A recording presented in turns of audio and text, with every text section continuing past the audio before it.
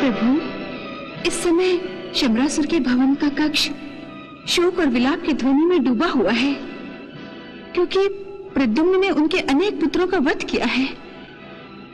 परंतु इस समय कामिनी अपने कक्ष में पागलों की भांति हंस रही है।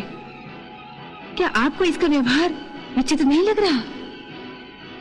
देवी, इस द्वापर युग में कामनी का अपनों के दुखों के बीच यूं अकेले में अपने कक्ष में खुश होकर हंसना विचित्र अवश्य लग रहा है। परंतु कामनी का यह विचित्र व्यवहार भविष्य के कलयुग का दर्पण है। कलयुग का दर्पण? हाँ देवी, कलयुग की सबसे बड़ी विडंबना यह होगी कि मनुष्य अपने छोटे से स्वार्थ के लिए दूसरों के बड़े बड़े हितों को भेंट चढ़ाने में संकोच नहीं करेगा। परंतु प्रद्युम्न ने जिनका वध किया है वो तो कामिनी के अपने देवर थे, उसके पति के भाई थे। फिर दूसरों के हित को भेंट चढ़ाने का प्रश्न कहाँ उठता है?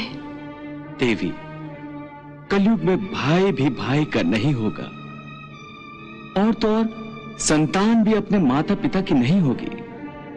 मनुष्य केवल अपने और अपने बेटों बच्चों के घेरे में सीमित हो जाएगा। बाकी सब उसके लिए पराये हो जाएंगे। अर्थात अपने भी पराये हो जाएंगे? हाँ, और कलयुग का यही दर्पण कामनी दिखा रही है। इस समय वो इसलिए खुश नहीं हो रही है कि उसके शत्रु का संहार हुआ है। उसे अपने देवरों की मृत्यु की खुशी नहीं है।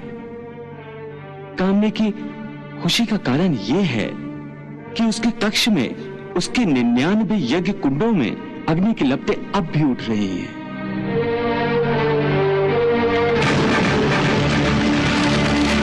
जो इस बात का प्रमाण है कि उसका अपना सुहाग कुंभकेतु जीवित है। अपने इस खुशी में वो अपनों के ही दुखों को भूलकर अपने कक्ष में हंस रही है।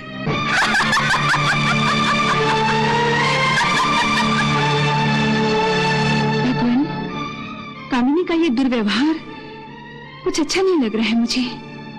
देवी, अरे ये तो कुछ भी नहीं है।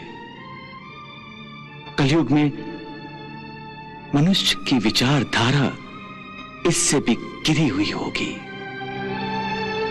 मनुष्य दूसरों के दुख में अपना सुख ढूंढेगा।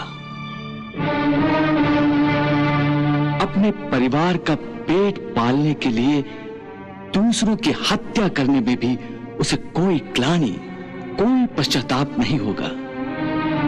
दूसरों के रक्त में सनी हुई रोटी वो स्वयं भी खाएगा और अपनी संतान को भी खिलाएगा। भगवान, कलयुग के मानव का इतना भयानक चित्र मत दिखाइए मुझे। मानवता के इस दुर्भाग्य की मैं तो कल्पना भी नहीं कर सकती। कलयुग की कल्पना छोड़ो। द्वापर युग के इस कामनी को आप स्वयं अपनी आंखों से देख रही हैं।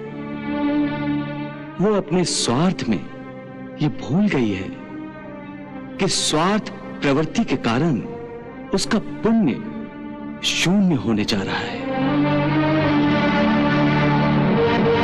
इसका ज्ञान इस समय कामनी को नहीं है, परंतु जब इसका ज्ञान उसे होगा तब समय रेत की भांति उसकी मुट्ठी से निकल चुका होगा। ये सब होने के प्रभाव के कारण होगा।